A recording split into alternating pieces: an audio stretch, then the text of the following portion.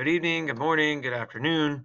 That's the beauty of these Web 2.0 tools, the ones that are interactive and allows us to adjust and control them. You can watch this video whenever and wherever you want. And it looks like you found Mr. Kraus, a high school English teacher at Downey High. And this video is a PowerPoint-based helpful tool for my students writing an essay on conformity based on a couple of articles. Welcome, you found it. Good job. Remember, as I go through this presentation, I'm going to go fast. Feel free to pause, rewind, and rewatch any part of this video. You'll also find the basic PowerPoint on the website, on the class website, patriotkraus.weebly.com.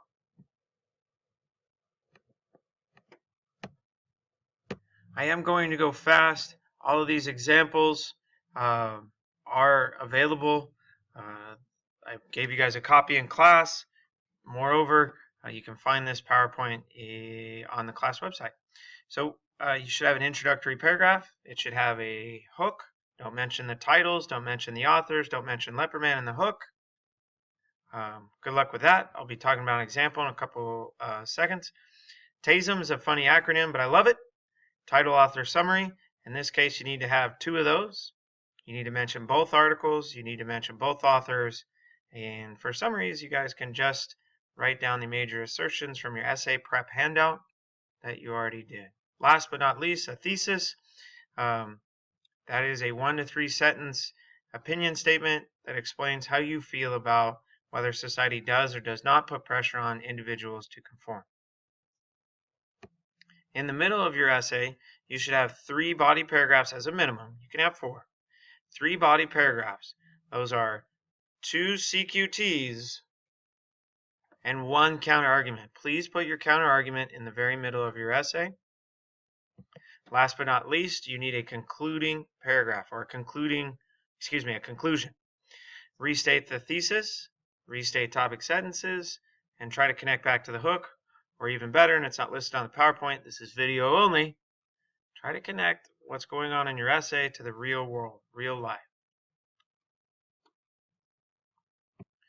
This is the slide that is a very basic outline or a checklist for you guys that want to use it. I'm not going to go over CQT. I will spend a couple of seconds on counter argument for you guys. If you need help with CQTs, remember there is a CQT graphic organizer at patriotkraus.weebly.com in the resources, and go to the writing page and you'll find some CQT graphic organizers there for you. Before I go to the next slide, I do want to remind you that the highlighted in gold here, this is all optional. You do not need that. You, again, do not need that. Here's a slide. Don't forget you can pause this. This slide has some outline template for your counter argument. Over here, some language that you might want to consider using, and then a clever example. Be careful. This example is mine, not yours. It should not end up in your essay. Feel free to pause the video, read this, and take a look at it. Here's a slide meant to help you with your hook. Please pause the video if you are not finished writing your body paragraphs. It's okay to pause the video and come back to this later.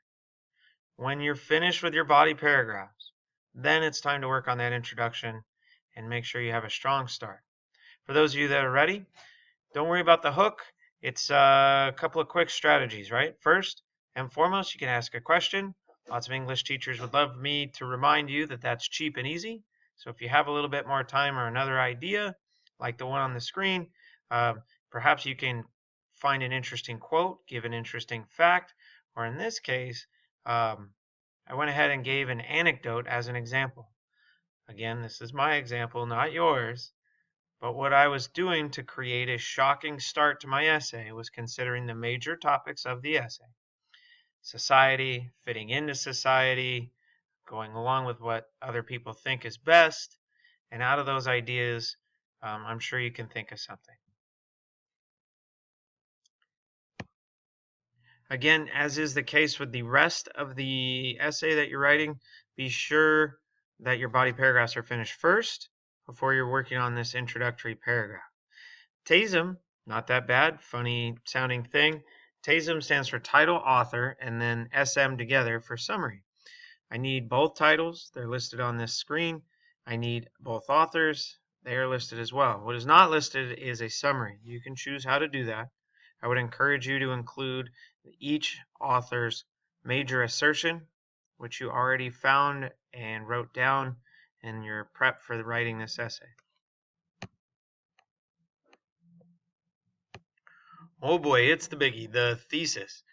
Calm down, it's not that big a deal. Good news is when you're watching this part of the video, your body paragraph should be done, 1, 2, and 3.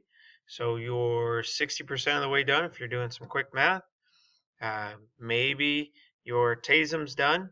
And don't forget, after you figure this video out with your thesis, your concluding paragraph is restating a lot of the ideas that are already on paper.